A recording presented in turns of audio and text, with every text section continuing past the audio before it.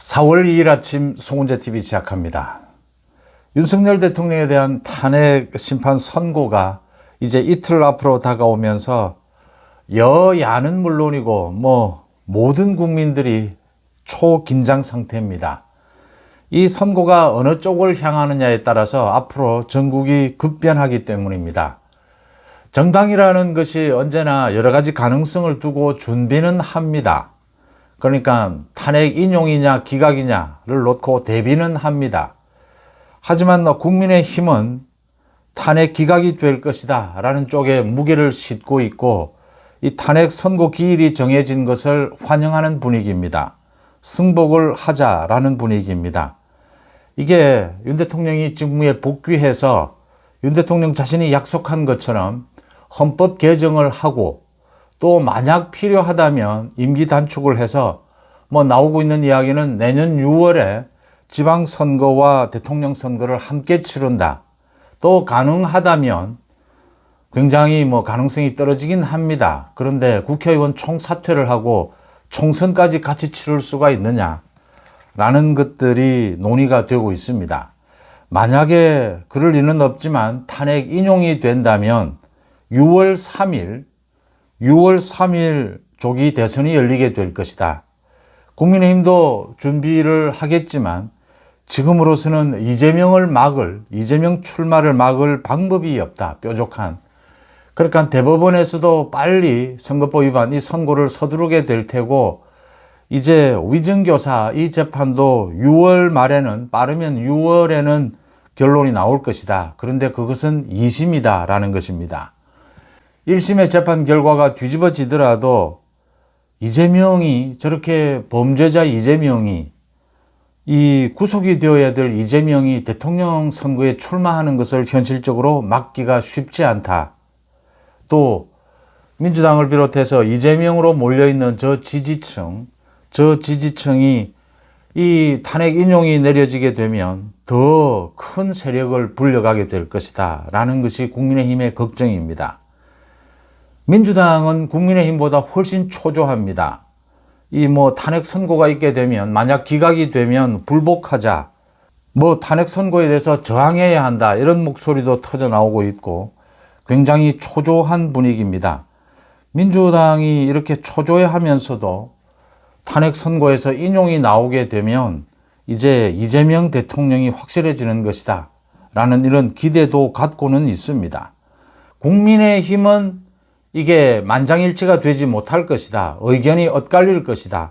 4대4 또는 5대3으로 엇갈리게 될 것이다. 그래서 각하를 포함한 기각이 될 것이다 라고 예상을 하고 있고, 민주당은 만장일치가 나오게 될 것이다. 만장일치는 인용이다. 국민의힘에서는 선고 기일을 잡은 것도 어제 오전에 표결을 한 것이다. 또 대체적인 사실상 이 평결도 같이 한 것이다. 지금 어제 오전에 이 재판관들이 사실상 평결을 한 것이 아니냐. 그래서 가닥을 잡은 것이 아니냐. 오늘과 내일 또 당일인 모레까지도 이 회의를 계속 연다라고 합니다. 재판관들이. 물론 방향을 잡았다 하더라도 이제 결정문도 다듬어야 하고, 또 소수 의견이 있다면 소수 의견도 넣어야 하고, 특히 이제 의견이 엇갈렸을 경우에는 모든 이 재판관들이 자기 의견을 밝혀야 합니다. 이렇게 되면 결정문을 다듬는데도 시간이 굉장히 오래 걸린다.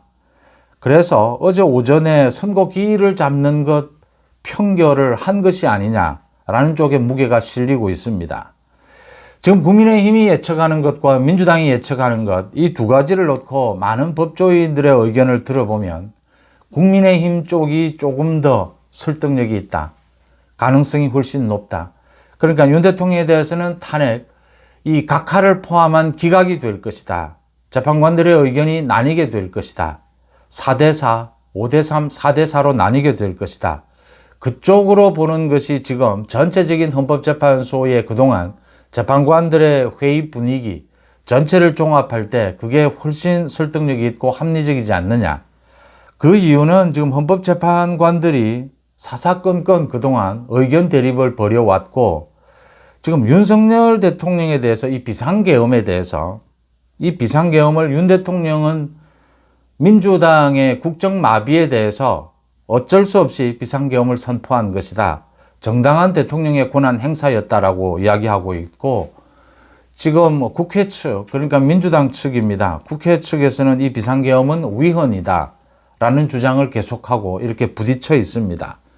근데 이게 탄핵 심리가 진행이 되면서 소위 내란죄 부분을 뺀 것이라든지, 지금 형사소송법에서 금지하고 있는 검찰의 조서를 증거로 채택한 것이라든지 여러 가지 요인에 있어서 절차상 위반이 있었다. 그래서 각하로 본다면, 만장일치 각하로 간다면 굉장히 명쾌합니다. 이 지금 탄핵 심리 절차 자체에 문제가 있었다. 국회의 의결부터 이 각하로 가는 것이 가장 합리적이지 않느냐라고 보이는데, 각하 의견을 내는 사람은 1명 내지 2명일 것이다. 그동안도 그랬습니다. 다른 한덕수라든지 다른 이 심판 결과를 보더라도 짐작할 수가 있습니다.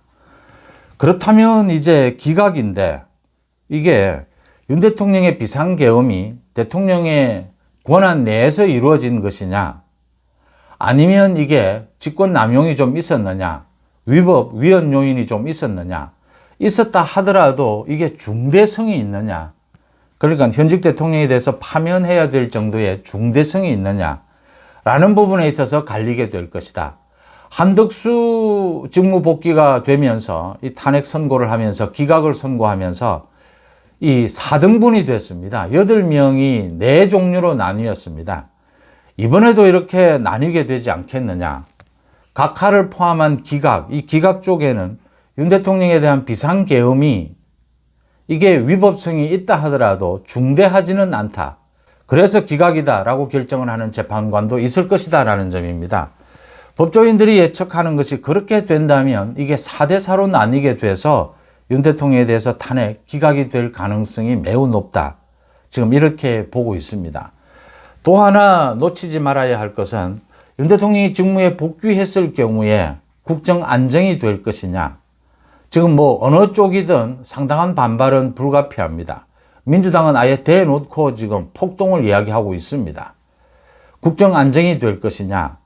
윤 대통령이 최후 진술을 통해서 필요하다면 임기 단축을 해서라도 이 내치는 국무총리에게 많이 맡기고 외치에 전념하겠다. 또 개헌을 하겠다. 이 개헌을 하고 지금 국정 쇄신을 하는 부분은 정말 이제는 더 이상 늦출 수 없는 이 국정 과제입니다. 그래서 이 부분을 이야기하는 것이 주요했을 것이다. 윤 대통령이 직무에 복귀해도 국정을 수행하는데 크게 문제가 없을 것이다. 라는 부분이 굉장히 중요합니다. 이 부분이 헌법재판관들이 판단을 할 때 굉장히 중요한 요인이 되었을 것이다. 또 과거에도 그랬습니다. 그런 요인으로 여러 가지를 비춰봤을 때 지금 전체적인 상황을 다 종합해 봤을 때 윤 대통령에 대해서는 탄핵이 기각이 될 것이다 라는 쪽에 일단 무게가 실리고 있습니다. 내일 모레 이제 윤 대통령에 대해서 이 탄핵 기각 이런 선고가 나오게 되면 윤 대통령은 직무에 복귀를 합니다. 말씀드린 대로 윤 대통령이 개헌을 무기를 가지고 이제 사실은 이 국정을 쇄신해야 합니다. 국면을 완전히 바꿔야 합니다. 민주당 쪽에 굉장한 반발이 있을 것이다. 그렇지만 저게 오래 가지는 못할 것이다. 헌법재판소의 선고에 대해서, 최종 결정에 대해서 불복을 한다라고 하는데 민주당이 불복을 해서 민주당이 얻을 것이 있느냐, 불복이 가능하겠느냐. 지금 공권력은 전체 대비를 하고 있습니다. 이런 상황에서 결국은 민주당도 승복을 하게 될 것이다. 그러면 윤 대통령이 이 개헌을 무기로 해서 이제는 또 여전히 국회는 민주당 독재입니다. 민주당 독재가 계속되고 있습니다. 윤 대통령이 2가지 카드를 준비해야 한다. 개헌을 통해서 민주당과 국회 측과 협의하는, 이 개헌은 대통령, 국회 합의가 되지 않으면 사실상 불가능합니다. 그래서 국회 측과 협의하는 이런 절차도 필요하고, 또 하나 민주당의 국회 독재가 계속되고 불복이 계속된다면 저기에 대해서 단호하게 대처하는 방안도 생각해야 한다. 윤 대통령은 아마 이제 탄핵 기각이 결정이 되고 나면 대국민 담화를 통해서 이런 구상들, 전체적인 구상을 밝힐 것으로 보입니다. 이런 순서로 진행이 되지 않겠느냐라고 보이고요. 지금 전체적으로 이렇게 윤 대통령에 대해서 탄핵, 기각적으로 무게를 싣는 것은 그동안 민주당이 특히 최근 들어서 민주당이 한 행태입니다. 아예 대놓고 헌법재판소를 무시하고 헌법재판관들을 모독하고 불복하겠다, 폭동을 일으킬 수도 있다. 이렇게 하는 것은 민주당으로서는 이 자책골이 될 것이다. 헌법재판관들이 정말 이 윤 대통령에 대해서 탄핵에 대해서 각하부터 시작해서 기각을 생각할 수밖에 없는 그런 분위기로 갈 수밖에 없었다. 어쨌든 지난 4개월여 동안 그러니까 윤 대통령에 대한 이 탄핵 의결이 있고 난 다음에 111일 만에 이제 선고가 내려지는 셈입니다.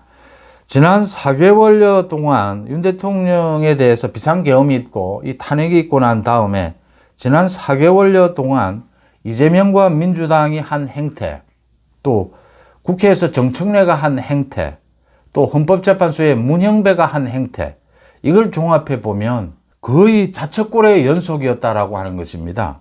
그러니까 뭐 되짚어 보면 이재명이 평소처럼만 했더라도 대통령이 다 된 것처럼 거들먹거리면서 이 뭐 각종 한덕수를 비롯해서 이렇게 탄핵을 남발하지 않았더라면 이 정청래가 내란죄 부분이 포함이 됐다면 내란죄 부분을 그대로 포함시켜 놔도 뭐 크게 탄핵 심리를 하는데 크게 뭐 아마 기간이 더 단축됐을 겁니다. 문형배 마찬가지입니다. 문형배의 뭐 개인적인 것들은 차치하고서라도 이 탄핵 심리를 진행하면서 문형배가 판사로서는 하기 힘든 불공정한 행위들, 결정들을 많이 내리게 됩니다. 이런 결정을 내리게 되면 제가 누차 말씀을 드렸지만 재판관 8명이 지금 이 재판관 8명이 서로가 서로를 지켜보고 있는 것입니다. 다 뭐 40년 전후한 이런 경력들이 있습니다. 서로가 서로를 보고 있는 겁니다. 저 판사는 저런 부분이 좀 이상하구나. 서로가 뭐 그렇게 잘 아는 사이도 아닙니다. 전부 다가.